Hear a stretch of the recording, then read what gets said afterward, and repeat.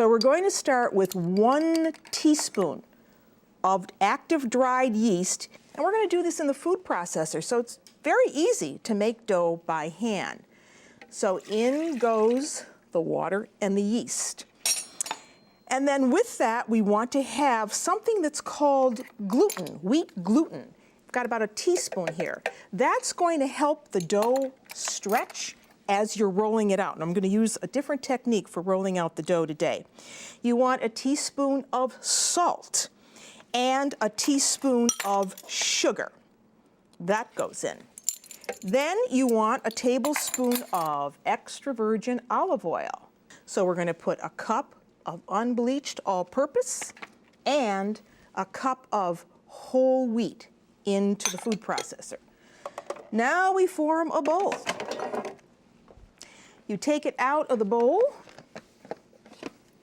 onto your board. I'm going to make 2 9-inch pizzas, kind of individual pizzas. So look at this dough, that's very nice. And you want to give it a couple kneads with your hand. Don't use too much flour. Resist that temptation to use a lot of flour because that'll make a really tough dough. So knead it about, 3 to 4 minutes or so till it feels nice and soft and supple. And then you can take it and put it in a lightly oiled bowl. Turn it over and put a piece of plastic rack over the top. Then you want to put this someplace warm but not hot. Between 70, 75 degrees is ideal, so we're going to set that one aside.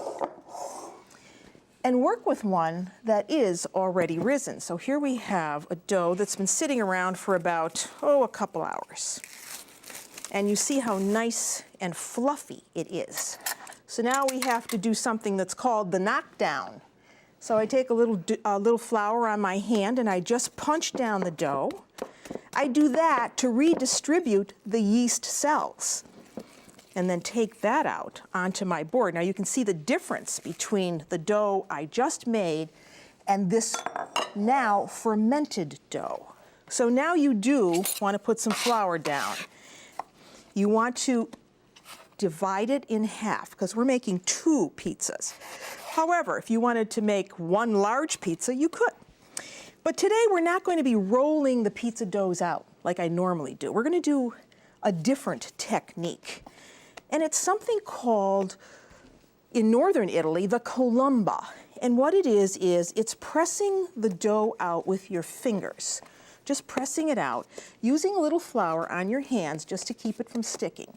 And then folding the 2 ends, the 2 sides in. You've got to let this dough relax. It's going to be a lot easier to get it to the size that you want if you allow it to relax for about 20 minutes or so. So what I do is, because I'm going to be baking these on a stone, I take the dough, lift it up, and put it on parchment paper.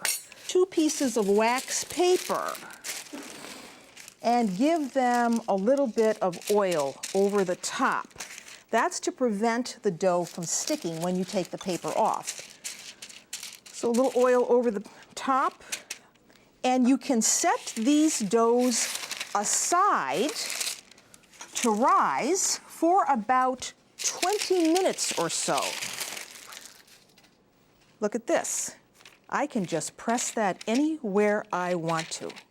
So here are those mixed mushrooms. So you spread some of the mixed mushrooms over the top, just like that. Very nice.